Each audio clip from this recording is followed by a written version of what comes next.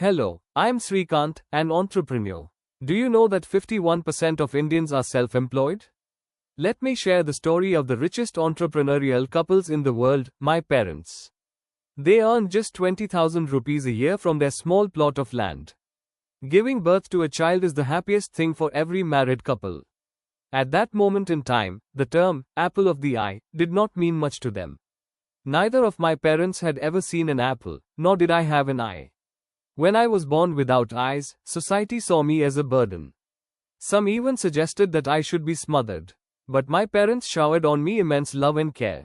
They felt they were the richest couple in the world, and I consider myself the luckiest person. As a child, I spent much of my time with my father in the fields. However, my short legs made it difficult for me to help. My father began to think that perhaps the people who doubted my future might be right. He realized I didn't fit into the traditional farming model. Then he decided that education was to be my path. Despite the challenges of trekking to a faraway school and being ignored by teachers and classmates, I persevered.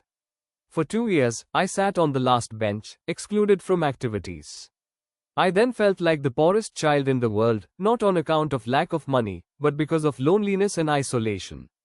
Eventually, my parents and relatives decided that I should study in a school with students like me. So, I was sent to a special school in Hyderabad. There I excelled, becoming an outstanding student, earning top ranks, and representing India in chess and cricket. I had the privilege of working with Dr. APJ Abdul Kalam on various projects like the Lead India Youth Transformation Project.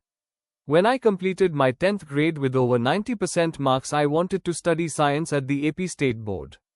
However, I was told I could only take arts because I was impaired.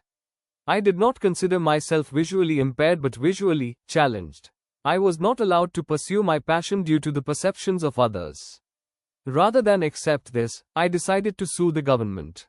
After 6 months of legal battle, I received a government order allowing me to study science, but at my own risk. Despite the lack of resources, I worked hard, with the help of a mentor.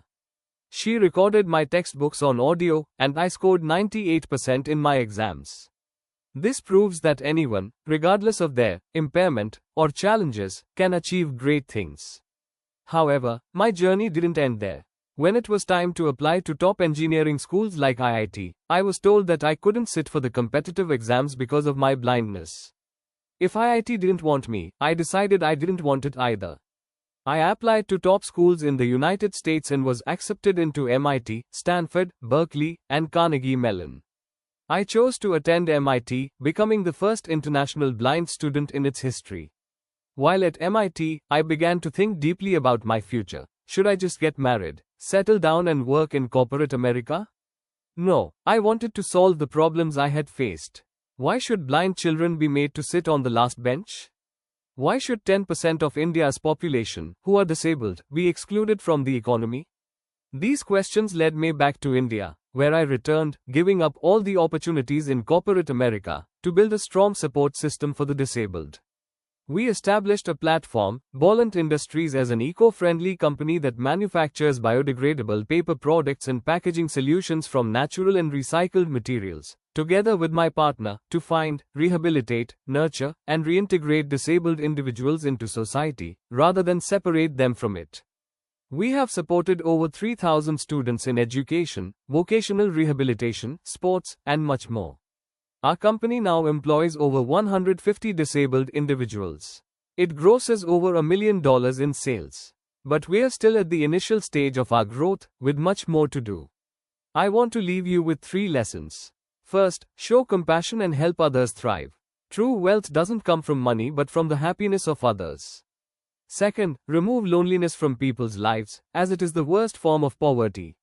Finally, remember that when you do something good, you will be the first to benefit. The world may look at me and say, Srikanth, you can do nothing. But I look at the world and say, I can do anything. Thank you.